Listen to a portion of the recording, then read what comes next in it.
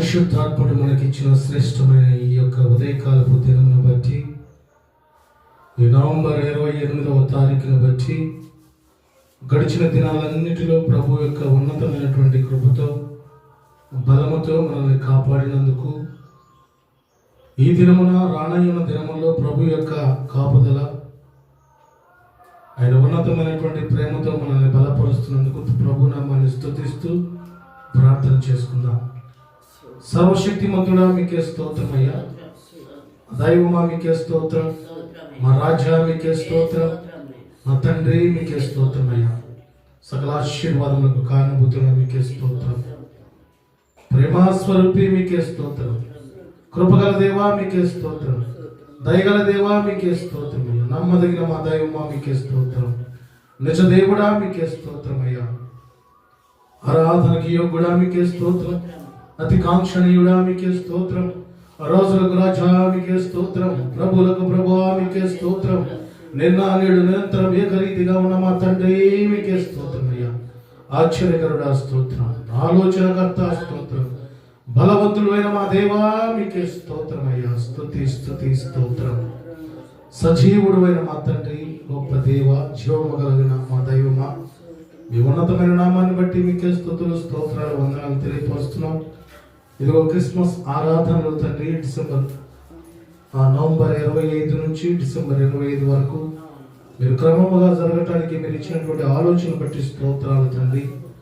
ఈ దినమునైనా తండ్రి 28వ తారీఖు నవంబరు ఈ ప్రార్థన మొదటి నుంచి క్రిస్మస్ అయినా తండ్రి ఆరాధన ప్రార్థన మేము మొదలు పెంచి ఉండగా ఈ ప్రార్థన మీరు అధ్యక్షత వహించి నడిపించమని ప్రార్థిస్తున్నాం. ఈ సన్నిధిలో జరిగే ప్రతి కార్యము ద్వారా మీరు మాత్రమే మహిమ పొందుకొని తద్వారా తండ్రి లోకంలో ఈ యొక్క అడుగు జాడలో నడిచేటువంటి ఆ ఆత్మీయమైనటువంటి నడిపింపు మా అందరికీ మీరు దయచేయమని, సమస్త మహిమ ఘనత ప్రభావం మీకే చెల్లిస్తూ నజరేయుడైన యేసుక్రీస్తు ప్రభు వారి ఉన్నతమైన నామమున ప్రార్థించి అడిగి వేడుకొంచున్నాం మా తండ్రి, ఆమేన్. ప్రార్థన ఆలకించిన దేవునికి స్తోత్రం చూద్దామండి.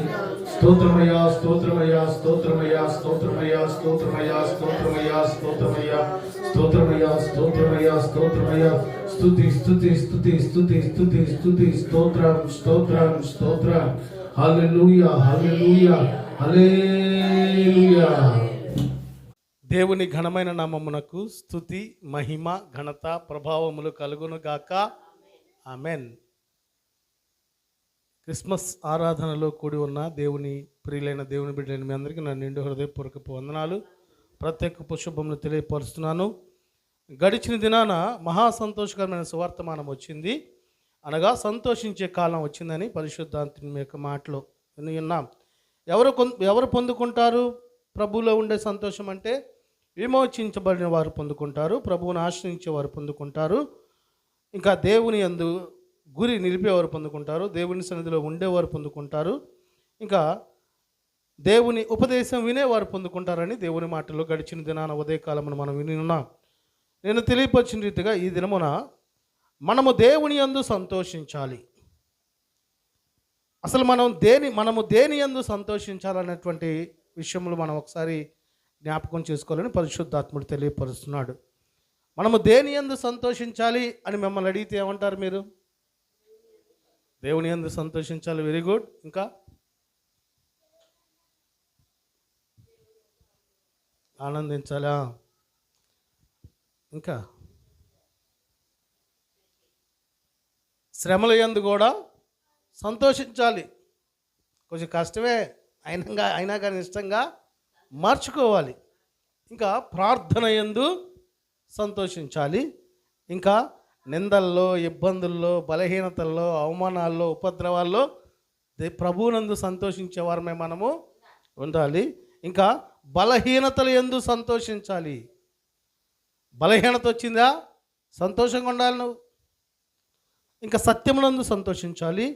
ప్రాముఖ్యంగా ప్రభువును బట్టి సంతోషించాలండి. హల్లెలూయా. మొదటి మాట శ్రమల యందు సంతోషించాలి. కొలస్సీలకు రాసిన పత్రిక కొలస్సీలకు రాసిన పత్రిక మొదటి అధ్యాయము 24వ వచనం చదువుకుందామండి. మొదటి అధ్యాయము 24వ వచనం చదువుకుందాం. ఇప్పుడు మీ కొరకు నేను అనుభవించుచున్న శ్రమల యందు సంతోషించుచు సంఘము ఆయన శరీరము కొరకు క్రీస్తు పడిన పాటలలో కొదువైన వాటి యందు నా వంతు నా శరీరమందు సంపూర్ణము చేయుచున్నాను. హల్లెలూయా. అపోస్తులైన పౌలు గారు తెలియపరుస్తున్నటువంటి ప్రాముఖ్యమైనటువంటి మాట ఏమంటున్నాడు? శ్రమల యందు సంతోషిస్తున్నానని తెలియపరుస్తున్నాడు. ఇంకేమన్నాడు? మీ కొరకు నేను అనుభవించుచున్న శ్రమల యందు సంతోషించుచు. ఈనాడు చాలామంది ప్రజలకి శ్రమ వచ్చిందంటే ఎంత బాధో. శ్రమ వచ్చిందంటే ప్రభు సన్నిధిలో కనపడరు. అదేందో మరి అర్థం కాదు.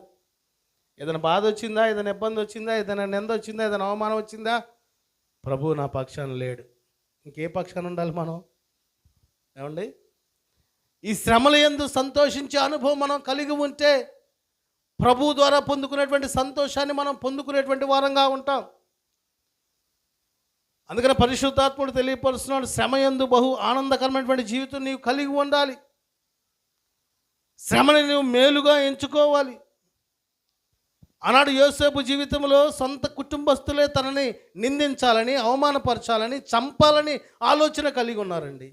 అంత గొప్ప శ్రమ తనకు వచ్చినా తను తర్వాత ఉన్నతమైనటువంటి స్థితిలో ఉన్నప్పుడు తన సహోదరులు కలిసిన వెంటనే ఏం చేశాడు? చంపేశాడు. వాళ్ళని కన్నీరు విడుస్తూ వారిని హత్తుకున్నారండి. అది దేవుని ప్రేమ. దేవునికి స్తోత్రం కలుగును గాక. హల్లెలూయా. ఈ లోకంలో కూడా అనుకున్న వాళ్ళే మనల్ని ఏం చేస్తారు?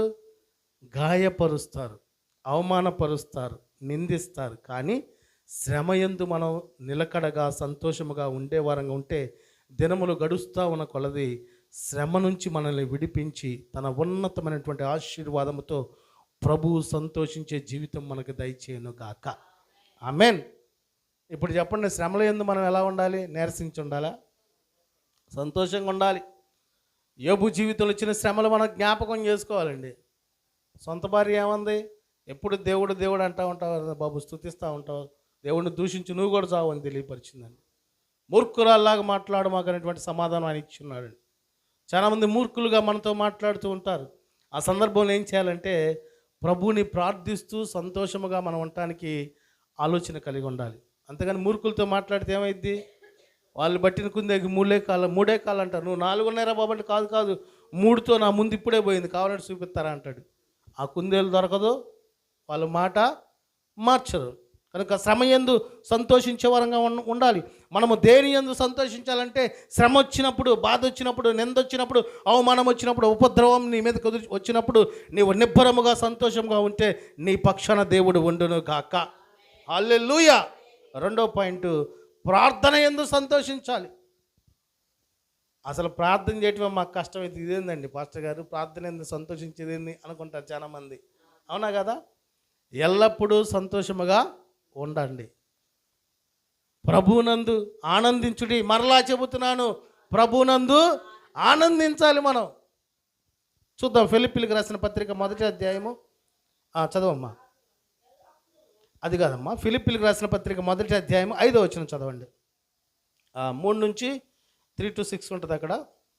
మొదటి దినము నుండి ఇది వరకు సువార్త విషయములో మీరు నాతో పాలివారై ఉండట చూచి మీలో ఈ సత్క్రియ నారంభించిన వాడు యేసుక్రీస్తు దినము వరకు దానిని కొనసాగించునని రూఢిగా నమ్ముచున్నాను.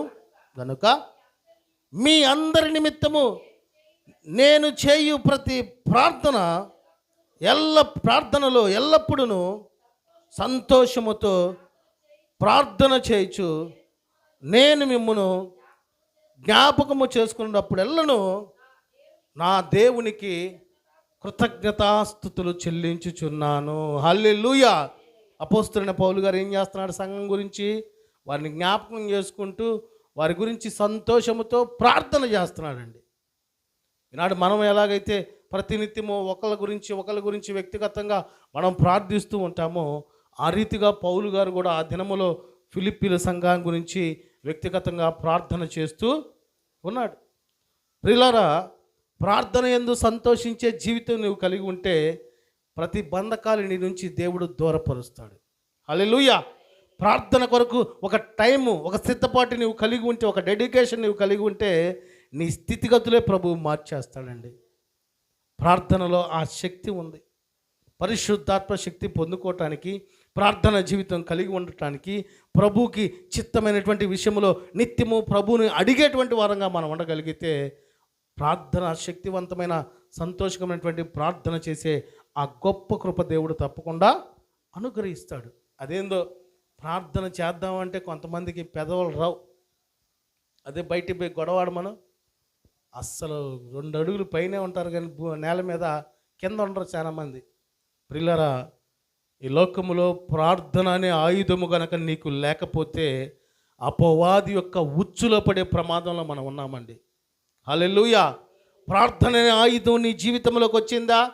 నీ నోటి నిండా ప్రభుని ప్రార్థించే జీవితం కలిగి ఉన్నావా? నీవు ప్రభుని మహిమపరుస్తున్నావా? అత్యానందభరితమైనటువంటి సంతోషంతో కూడిన హృదయ ఆనందంతో కూడిన ప్రార్థన నీవు చేస్తున్నావా? నీకు తెలియకుండా నీలో ఉన్నటువంటి ప్రతి బాధ, చింత, వేదన, శోధన నా ప్రభు తొలగించును గాక. హల్లెలూయా. ఇందాక ప్రార్థన చేసుకొని మేము ఇంటి దగ్గర నుంచి బయలుదేరి వస్తున్నామండి. మన బండికున్న స్పెషల్ ఏంటంటే సౌండ్ రాదు, అంత సైలెంట్.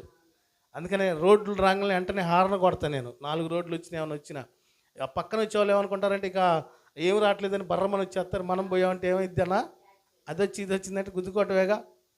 వస్తా దారిలో వస్తూ ఉన్నాను, మున్సిపాలిటీ బండి అతను అన్న ఈ బండి నెట్టుకుంటా పోతా అవతల వాళ్ళతో అవతల వేరే వాళ్ళు మాట్లాడటానికి వెళ్ళాడు. ఆయన వెళ్ళాడట, మేము వస్తున్నాం, ఈలోపు ఆయన బండి ముందుకు పోతుంది. ఎల్లునోడు రెప్పపాట్లు వీడు తిరుగుతున్నాడు. మళ్ళీ మేమేమో మందిరానికి రావాలని స్పీడ్గా వస్తున్నాం. రెప్పపాటులో ప్రమాదాన్ని దేవుడు తప్పించడానికి గల కారణం ఏంటంటే మేము ప్రార్థనకు వస్తూ చేసిన మొదటి ప్రార్థన బట్టి ప్రభువు మా పక్షాన ఆ ప్రమాదాన్ని తప్పించాడు. దేవునికి స్తోత్రం కలుగునుగాక. హల్లెలూయా. వెంటనే ప్రభువా నీకే స్తోత్రం అని ప్రభునామాన్ని మహిమపరిచామండి. అదే కనుక జరిగితే ఈ పూట ప్రార్థన ఉండేదో ఉండకపోయేదో మనకి తెలియదు. అందుకనే ప్రార్థన యందు సంతోషించే వారమే మనం ఉండాలి. మనం ఏమి చేసినా, ఎక్కడికి వెళుతున్నా, ఏ కార్యక్రమమైనా, ఏ పని అయినా మొదట నువ్వు ప్రార్థన చేయి, ప్రతిఫలాన్ని దేవుడు అనుగ్రహించును గాక. ఆమేన్. 3వ పాయింట్ చూద్దాం. నిందల్లో, ఇబ్బందుల్లో, హింసల్లో, ఉపద్రవంలోనూ సంతోషించే అనుభవం మనం కలిగి ఉండాలి. ఇదేందండి, ఒక నింద, ఒక బాధ్యత, అసలు నేను ప్రార్థన కూడా బాగునుగా, ప్రభువుని ప్రార్థించనగా అనేటువంటి అనుభవం చాలామంది కలిగి ఉంటారు. కొరింథీయులకు రాసిన 2వ పత్రిక అపోస్తలుడైన పౌలు గారు కొరింథీయులకు రాసిన 2వ పత్రిక 12వ అధ్యాయము 10వ వచనం చదువుదామండి. నిందల్లో, ఇబ్బందుల్లో, హింసల్లో, ఉపద్రవంలోనూ సంతోషించే వారంగా మనము ఉండాలి. 12వ అధ్యాయం 10వ వచనం.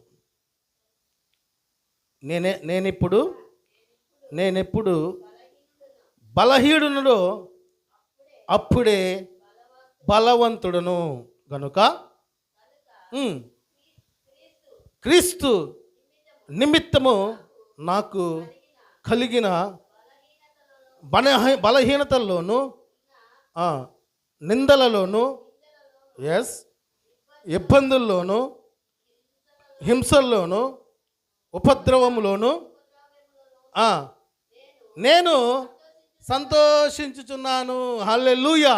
అపోస్తలుడైన పౌలు గారు చెరసాల్లో ఉన్నా సంతోషించేవాడు, శ్రమల్లో ఉన్నా సంతోషించేవాడు, బలహీనతల్లో ఉన్నా సంతోషించేవాడు, ఇబ్బందుల్లో ఉన్నా సంతోషించేవాడు. ఆ రీతిగా ఆయన ఆ సంతోషించే ఆ అనుభవం ఎలా కలిగి ఉన్నాడంటే ప్రతినిత్యము తను ప్రభువుతో సహవాసం చేస్తున్నాడండి. ప్రభువు తన పక్షాన ఉన్నాడు. హల్లెలూయా. ఈనాడు మన పక్షాన ఉంటున్నాడా ప్రభుని ప్రార్థించే అనుభవం మనం కలిగి ఉంటున్నామా? ప్రభుని ఘనపరుస్తున్నామా, మహిమపరుస్తున్నామా, కొనియాడుతున్నామా? ప్రభు చిత్తము మన జీవితంలో జరిగిస్తున్నామా లేదన్నది ఈ దినమున మనం జ్ఞాపకము చేసుకోవాలండి. ఆయన చిత్తములో మనం ఉన్నాం కనుకనే మనందరి కొరకు ప్రభు మనిషి వలె, నరరూపి వలె ఈ లోకానికి వచ్చి మన కొరకు ఎన్నో గొప్ప కార్యాలు దేవుడు చేసి ఉన్నాడు. కనుక ఆయన చిత్తాన్ని నెరవేర్చే జీవితం మనం కలిగి ఉంటే అపోస్తులైనటువంటి పౌలు గారు ఏమంటున్నాడు, నేనెప్పుడు బలహీనునో అప్పుడే బలవంతుని అంటున్నాడండి. హల్లెలూయా. మనం ఎప్పుడు బలహీనంగా ఉంటామో అప్పుడే మనము బలపరచబడుదుము గాక. ఎవరిని బట్టి? ప్రభువుని బట్టి, ఆయన నామాన్ని బట్టి, ఆయన కృపను బట్టి మనం బలపరచబడే వాళ్ళంగా ఉండాలి. ఇంకా ఏమంటున్నాడు, కనుక క్రీస్తు నిమిత్తం నాకు కలిగిన బలహీనతల్లోనూ, నిందల్లోనూ, ఇబ్బందుల్లోనూ, హింసల్లోనూ, ఉపద్రవంలోనూ నేను సంతోషిస్తున్నాను. ఎంత మంచి మనసు అండి ఆయనకి. అందుకని క్రీస్తునికి కలిగిన మనసు మీరు కూడా కలిగి ఉండండి. సంఘబిడ్డలారా, ప్రభువు అందు నేను ఆనందిస్తున్నాను. నా జీవితము, నా యొక్క స్థితిగతులు ఎక్కడ ఉన్నా, ఏ ప్రాంతంలో ఉన్నా ఆనందకరమైనటువంటి జీవితాన్ని దేవుడు నాకు దయచేసి ఉన్నాడు. అది మీరు కూడా పొందుకోనని సంఘబిడ్డలకి ఆయన తెలియపరుస్తున్నాడండి. ఈనాడు నిజమైన సంతోషం ఎన్ని కుటుంబాల్లో ఉంది, ఎంతమంది జీవితంలో ఉందంటే లెక్కకు కూడా మనకి అంచనాకి రారు. ప్రియులారా, ప్రభువునందు సంతోషించేటువంటి జీవితం మనం కలిగి ఉంటే ఆ జీవితము నీ యొక్క కుటుంబాన్ని చిగురించేటువంటి జీవితముగా మార్చబడిద్ది. చెట్టు చిగురిస్తూ ఉంటే ఏమైద్ది? ఫలములు వస్తాయి. ఫలములు వస్తూ ఉంటే ఏమైద్ది? చెట్టు అభివృద్ధి చెందుతూ ఉంటుంది. ఎండిపోయి నీరు లేక, ఆకులు లేక ఉందనుకోండి, దానివల్ల ఏమీ ప్రయోజనము ఉండదు. కనుక మన జీవితంలో కూడా ప్రభువునందు సంతోషించేటువంటి అనుభవం మనం కలిగి ఉంటే నీకు వచ్చిన నిందలైనా, ఇబ్బందులైనా, హింసలైనా, ఉపద్రవాలైనా ఆత్మపూర్ణుడైన దేవుడు నిన్ను సంతోషించే జీవితము దేవుడు దయచేయను గాక. హల్లెలూయా. మనందరికీ తెలుసు, మనం అమితంగా ప్రేమించేవారు మనల్ని ఒక్క మాట అన్నారనుకోండి, ఆ రోజు టిఫిన్ కట్టు, భోజనం కట్టు, లంచ్ కట్టు, డిన్నర్ కూడా కట్టు. ప్రభువా, నన్ను ప్రేమించే వ్యక్తేగా అంది, వాణికి క్షమించేయి అని ప్రార్థన చేయటం ఏమో కానీ పక్కన ఎవరు ఉంటారో, నీ మాటలు వినేవాళ్ళు ఎవరు ఉంటారో పోయి చూడమ్మా, ఇదిగోమ్మా, కలిమిలో, లేమిలో, బాధలో, ఇబ్బందుల్లో, ఇదిగో నేనున్నా, నేను చేశానమ్మా, ఇప్పుడేందమ్మా చూడమ్మా అనేటువంటి ఆ అనుభవం మనకు రాకూడదండి. వీలైతే తనని క్షమించాలి, ప్రార్థించాలి. మరలా తనకి దేవుని యొక్క ఉన్నతమైనటువంటి ఆ పరిశుద్ధ విధమైనటువంటి విషయంలో తెలియపరిచి తనని ప్రభు కొరకు జీవించేటువంటి అనుభవం నీవు కలిగించి ఉన్నావా? తద్వారా సంతోషాన్ని దేవుడు మనకి దయచేస్తాడు. 4వ పాయింట్ మనం చూస్తే, బలహీనతలు యందు సంతోషించాలి. కొరింథీయులకు రాసిన ఇదే పత్రిక 9వ వచనం చదువుకుందాం. పైన 12వ అధ్యాయము 9వ వచనం. అందుకు నా కృప నీకు చాలును, బలహీనత యందు నా శక్తి పరిపూర్ణమగుచున్నదని ఆయన నాతో చెప్పెను. కాగా క్రీస్తు శక్తి నా మీద నిలిచియుండు నిమిత్తము విశేషముగా నా బలహీనతల యందే బహు సంతోషముగా అతిశయపడుచున్నాను. హల్లెలూయా. అతిశయపడుదును అంటే ఆయన ఏమంటున్నాడు? క్రీస్తు యొక్క కృప, క్రీస్తు యొక్క శక్తి నా మీద నిలిచి ఉండాలి. ఈనాడు దేవుని యొక్క శక్తిని, పరిశుద్ధాత్మ శక్తిని నీ మీద నిలిచి ఉందనుకోండి, బలహీనతల యందు సంతోషము దేవుడు అనుగ్రహిస్తాడు. బలహీనతల యందు ఆయన భరోసాగా నీకు ఉంటాడు. అందుకనే ఆయన్ని ఆశ్రయించే వారు ప్రజలకి ఏ సమస్యలు, ఏ ఇబ్బందులు, ఏ ఉపద్రవాలు ఎదురైనప్పటికీ ఆయన చూచున్న దేవుడై ఉన్నాడు కనుక ప్రతి బంధకాలు ఆయన తొలగిస్తాడండి. ప్రియులారా, మన బలహీనతలు ఏందో, మన బలం ఏందో మనకు తెలుసు, అవునా కదా? మనం ప్రశ్నించుకున్నాం అనుకోండి, మన బలహీనతలు ఏమేమి ఉంటాయి? కొంతమంది నిద్రపోతులై ఉంటారు, కొంతమంది తిండిపోతులై ఉంటారు, కొంతమంది ఇక లోకానుసారమైనటువంటి ఆలోచనలు కలిగి ఉండేవారుగా ఉంటారు. ఇదిగో మన బలమును మనం జ్ఞాపకం చేసుకోవాలి. నిత్యం బలహీనతలు ఏం చేయాలంటే విడిచిపెట్టాలండి. ఇది కాదు పొద్దున పూటేమో బలహీనత, సాయంత్రం పూటేమో బలం పొందుకుంటానంటే కుదరదు. ప్రియులారా, బలహీనతలు యందు సంతోషించే వారంగా ఉండాలని పరిశుద్ధాత్ముడు మనకి తెలియపరుస్తున్నాడు. ఈ బలహీనతలు యందు సంతోషం ఎవరి ద్వారా స్వార్థమో? దేవుని యొక్క శక్తి ద్వారా సాధ్యపరచబడుతుంది. ఆయన శక్తిని పొందుకోవటానికి, ఆయన కృపను పొందుకోవటానికి, ఆయన కాపుదల పొందుకోవటానికి, ఆయన ఉన్నతమైనటువంటి ప్రేమ పొందుకోవటానికి మనము సిద్ధపాటు కలిగి శక్తివంతమైన సంతోషంతో కూడిన ప్రార్థనా జీవితం కలిగి ఉంటే అట్టి వారికి బలహీనతలో బలము దేవుడు దయచేయను గాక. హల్లెలూయా. 5వ పాయింట్, సత్యమునందు సంతోషించాలి. అంటే నీతికరమైనటువంటి జీవితము జీవించుట యందు సంతోషించే అనుభవం మనం కలిగి ఉండాలి. కొరింథీయులకు రాసిన మొదటి పత్రిక 13వ అధ్యాయము 6వ వచనం చదువుకుందామండి.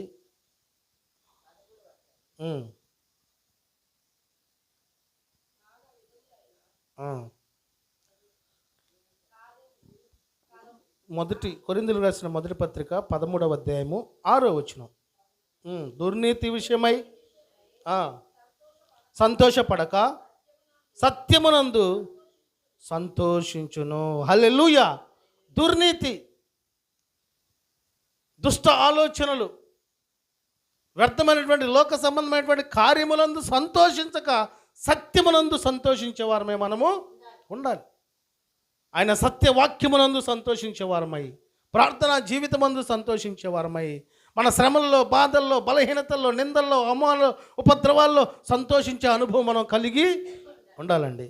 అందుకని అపోస్తలుడైనటువంటి పౌలు గారు కొరింథీయులకు తెలియపరిచినటువంటి మాట, దుర్నీతి విషయమై సంతోషపడక సత్యమునందు సంతోషించుము, సత్యవాక్యమునందు సంతోషించుము, సత్యముగా జీవించుటయందు సంతోషించుము. నీలో ఏ లోపము, ఏ ముళ్ళు, ఏ మచ్చ, ఏ డాగు లేకుండా పూర్తి పరిశుద్ధత, సత్యముతో కూడిన పరిశుద్ధత కలిగి మనం జీవించగలిగితే అట్టి వారికి ప్రభు సంతోషము దయచేయును గాక. హల్లెలూయా. మనలో సత్యం ఉందా లేదా మనల్ని మనం తెలుసుకోవాలి, పరీక్షించుకోవాలి, పరిశోధించుకోవాలి. అవసరమైతే మనం ఒకసారి ఆలోచన కూడా చేయాలి. ఏ రోజు మట్టుకు ఆ రోజు, ఈరోజు నేను ఎలా జీవించాలన్నది మనం ఒకసారి జ్ఞాపకం చేసుకుంటే రేపటి దినమున ప్రభు కొరకు జీవించే దినముగా ప్రభు నిన్ను నడిపించును గాక. అంతేగాని నేను ఈరోజు చక్కగా బాగా చేశాను, అంతా ఓకే అనుకుంటూ కూడా కుదరదు. గడిచిన దినాన కొన్ని కోట్లకు వారసులైన ఒక సేవకుడి దగ్గరికి వెళ్ళానండి నిన్న. గడిచిన దినాన ఆయన పాస్టర్ గారికి టీ తీసుకురండి అన్నారు. ఆయన స్టైలే వేరుగా ఉంటుంది, పాస్టర్ గారి పక్షాన ఆయన ఉండే ఆలోచన వేరుగా ఉంటుంది. ఆ పని పిల్లలు టీ తీసుకొని వచ్చింది గుమ్మం దగ్గరికి. ఆయన ఏం చేశాడంటే ఆ ప్లేట్, ఆ టీ ఇచ్చే ప్లేట్ తీసుకుని, వాటర్ బాటిల్ తీసుకొని నేను కూర్చొని ఉంటే నాకు ఎత్తున్నానండి వంగి. అంటే ఆయన కలిగినటువంటి మనస్సు నేను ఆలోచన చేశాను. ఈయన తన శరీర సంబంధమైనటువంటి విషయము కాకుండా ఆత్మ సంబంధమైనటువంటి విషయంలో ఎంత జాగ్రత్త కలిగి ఉన్నాడన్నది నేను జ్ఞాపకం చేసుకున్నానండి. దేవునిచే అభిషేకించబడినటువంటి సేవకుడిని దేవుడుగా నేను చూస్తానని తెలియపరిచాడండి. నాకు చెప్పిన మాట నాకు ఆశ్చర్యం వేసింది. ఆయన టీ అలా ఇస్తుంటే నాకు ఒకసారిగా నేను షాక్ అయిన పరిస్థితి వచ్చింది. నేను లేచి అది తీసుకొని పక్కన పెట్టి తీసుకోవటం అనేది జరిగింది. అంటే తను తగ్గింపు కలిగి ఉన్నాడు. ఆ తగ్గింపుని మనం కూడా కనపరిచేవారమే మనము ఉండాలి. ఆయన ఇత్తనాడని మనం కాళ్ళు తీసి మళ్ళీ కాలు మీద కాలు వేసుకొని వాటర్ బాటిల్ తీసుకొని టీ తీసుకుని ఏంట్రబ్బా ఏంటి చెప్పన్నావు అనుకో, అక్కడ లోకం సప్పట్లు కొట్టిద్ది, ప్రభు నామానికి మహిమ రాదండి. ప్రియులరా, మనము సత్యమునందు సంతోషించే వారంగా ఉంటే ప్రతి విషయంలో మనం ఎలా జీవించాలి, ఎలా మసులుకోవాలి, ఎలాగా ఈ లోకాన్ని జయించాలి, ఎలాగా అపవాది యొక్క కుయుక్తి బంధకాల నుంచి విడిపించబడాలన్నది ప్రభువే మనకి నడిపించి, ప్రభువే మనకి బోధించి స్థిరపరచి బలపరచును గాక. హల్లెలూయా. కనుక దేని యందు మనం సంతోషించాలి? నీతిగా జీవించడానికి మనం జీవించేందుకు సంతోషించాలి. ఆ జీవితాన్ని బట్టి సంతోషించాలి, ఆ మాటలను బట్టి సంతోషించాలి, ఆ నడవడికను బట్టి సంతోషించాలి, ఆ క్రియలను బట్టి సంతోషించే వారిగా మనము ఉండాలి. హల్లెలూయా. చివరి మాట, మనము దేని యందు సంతోషించాలి? చివరి మాట, ప్రభువును బట్టి సంతోషించాలండి. ప్రభు నామానికి మహిమ కలుగును గాక. హల్లెలూయా. ఎలాగా? దేవుడు నాతో ఉన్నాడు, నా పక్షాన ఉన్నటువంటి ఆ సంతోషం మనం కలిగి ఉండాలండి. నీవు నా తోడు, నాకు భయమేలా నా యేసయ్యా, నీవు నాలోనే ఉన్నావయ్యా, నాకు దిగులేలా నా మెస్సయ్యా, నాకు భయమేలా, నాకు దిగులేలా, నాకు చింతేలా, నాకు భీతియేలా, నీవు నా తోడు ఉన్నావయ్యా, నాకు భయమేలా నా యేసయ్యా, నీవు నాలోనే ఉన్నావయ్యా, నాకు దిగులేలా నా మెస్సయ్యా. హల్లెలూయా. ప్రభువుని బట్టి సంతోషించే వారంగా ఉంటే అట్టి వారి పక్షాన ప్రభువు తోడుగా ఉండునుగాక. హల్లెలూయా. ఒక గొప్ప విషయం చెప్పమంటారా? ఆత్మరూపముగా దేవుడు ఎల్లప్పుడూ నీలోనే ఉన్నాడండి. హల్లెలూయా. ఆ దేవుని నువ్వు ఎప్పుడు, ఆయన నామాన్ని, ఆయన ఉన్నతమైనటువంటి కృపను నువ్వు ఎప్పుడు పొందుకుంటావంటే ప్రభువు చిత్తము నువ్వు జరిగించినప్పుడు పరిశుద్ధాత్ముడు నేను నీతో ఉన్నాననేటువంటి ఆ ధైర్యం మనకు దయచేస్తాడు. ఆత్మశక్తి చేత అనేకమైనటువంటి విషయంలో దేవుడు మనల్ని బలపరుస్తాడండి. హల్లెలూయా. అందుకని మనం ఏం చేయాలంటే ప్రార్థన యందు ప్రార్థించేటువంటి అనుభవం మనం కలిగి ఉండాలి. చూద్దాం చివరి మాట, ప్రభువును బట్టి సంతోషించే వారంగా ఉండాలి. యోహాను సువార్త 20వ అధ్యాయం 20వ వచనం చదువుకుందామండి. అవును, యోహాను సువార్త 20వ అధ్యాయం 20వ వచనం. ఆయన అలాగూ చెప్పి వారికి తన చేతులను పక్కకు చూపగా శిష్యులు ప్రభువును చూసి సంతోషించిరి. హల్లెలూయా. యేసుక్రీస్తు ప్రభువారు మరణించి పునరుద్ధానుడైనప్పుడు శిష్యులకి ప్రత్యక్షమయ్యారు. శిష్యుల మధ్యకి ఆయన వెళ్ళి ఆ సందర్భంలో జరిగిన కార్యక్రమం ఆయన అలాగూ చెప్పి వారికి తన చేతులు పక్కన చూపగా శిష్యులు ప్రభువుని చూచి సంతోషించిరి. 22వ వచనం చదువుకుంటే ఆయన ఈ మాట చెప్పి వారి మీద ఊది పరిశుద్ధాత్మను పొందుడి. మీరు ఎవరి పాపములు క్షమింతురో, చదవండి, మీరు ఎవరి పాపములు క్షమింతురో అవి వారికి క్షమింపబడవు, ఎవరి పాపములు మీరు నిలిచి ఉండనిత్తురో అవి నిలిచి ఉండునని వారితో చెప్పాను. హల్లెలూయా. ఆ సందర్భంలోనే పరిశుద్ధాత్ముడు వచ్చి అందరినీ సంతోషించడు అన్నప్పుడు తోమగారు ఒక్కడు లేడు. తోమగారికి శిష్యులు చెబుతూ ఉంటే ఆయన నమ్మట్లా. నేను ఆయన గాయపడిన ఏళ్ళలో చేయి బెడి చూస్తేనే కానీ నమ్ముతాను అంటున్నాడు. అప్పుడు యేసుక్రీస్తు ప్రభు వారు చెప్పిన శ్రేష్టమైనటువంటి మాట, చూచి నమ్మిన వారి కంటే చూడక నమ్మిన వారు ధన్యులు అన్నారండి. హల్లెలూయా. ఇప్పుడు చెప్పండి, మనం ఎవరిని బట్టి సంతోషించాలి?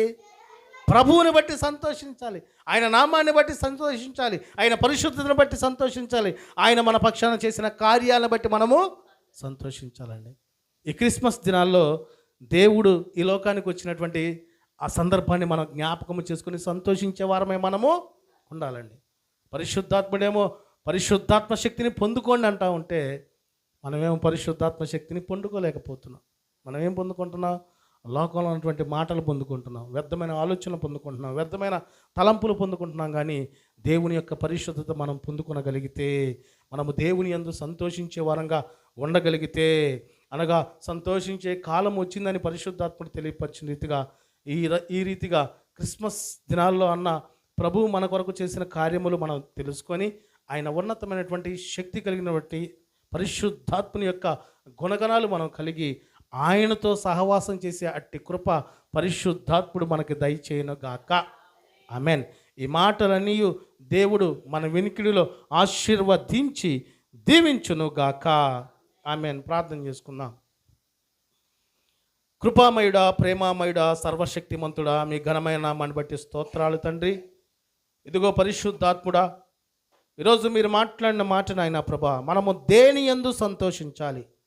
శ్రమ యందు సంతోషించాలని తెలియపరిచావు తండ్రి. ఇదిగో శ్రమ మా మీద ఆయుధముగా వచ్చినప్పుడు ప్రార్థన ద్వారా ఆ శ్రమని తొలగించవేసేటువంటి ఆ శక్తిని మాకు దయచేయండి తండ్రి. అదే రీతిగా ప్రార్థన యందు సంతోషించాలని తెలియపరిచావు. ఇదిగో వ్యక్తిగతంగా మాకు సమయం దొరికినప్పుడల్లా ప్రార్థన చేసుకోవడానికి మీరు కృప దయచేయండి తండ్రి. మేము ప్రార్థన చేస్తూనే ఉన్నాం, మీరు ఆలకిస్తూనే ఉన్నారు, కానీ ఇంకా ఏమైనా లోపాలు ఉంటే సరిచేయమని ప్రార్థిస్తున్నాం.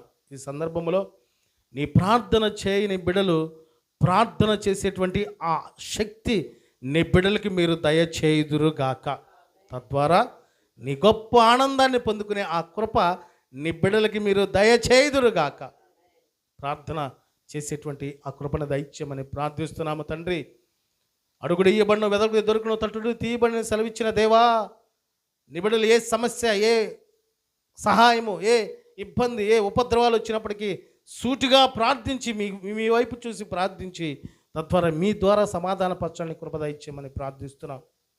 ఇదిగో తండ్రి, క్రిస్మస్ ఆరాధనలో ప్రపంచవ్యాప్తంగా జరుగుతున్నటువంటి ప్రతి ఆయన తండ్రి ప్రార్థనలో మీరుండి ప్రతి సమస్యలను మీరు ఆయన తండ్రి తొలగిస్తున్నందుకు స్తోత్రాలు. మా పక్షాన కూడా మీరున్నందుకు వందనాలు. నిందల్లో, ఇబ్బందులు, ఉపద్రవాల్లో, హింసల్లో, బాధల్లో సంతోషించాలని తెలియపరిచావు తండ్రి. నిజమైన ఆయన ప్రభా, మాకున్న బాధను బట్టి మేము ఆలోచన చేస్తే దానివల్ల ఏమీ ఉపయోగం లేదు. కానీ ఉన్నటువంటి బాధను బట్టి కాక మా ప్రభు మా పక్షాన చేసిన కార్యాలను బట్టి మేము సంతోషించేటువంటి వారంగా ఉంటే ప్రతి బంధకాలు మీరు తొలగించుదురుగాక. ప్రతి కాడిని అనే తండ్రి, ప్రతి సమస్యలు మా మీదకి రాకముందే మీరు వాటి నుంచి విడిపించుదురుగాక. గొప్ప కృప దయచేసినందుకు స్తోత్రాలు. బలహీనతలు యందు సంతోషించాలి.